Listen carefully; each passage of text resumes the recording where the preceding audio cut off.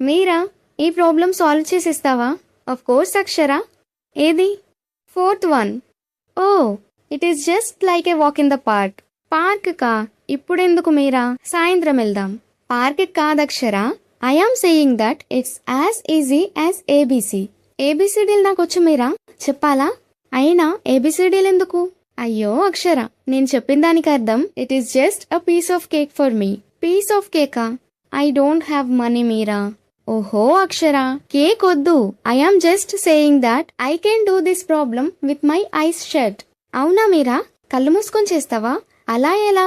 అక్షరా, నేను చెప్పిన దానికి అర్థం this problem is very simple and very easy to solve. Oh sorry Meera, ఈజీనా? అయితే తొందరగా చేసివ్వవా? హా, దీనికన్నా సింపుల్ ఇంగ్లీష్ బెటర్ కదా అని మీరు అనుకుంటున్నారు కదా. I agree with you.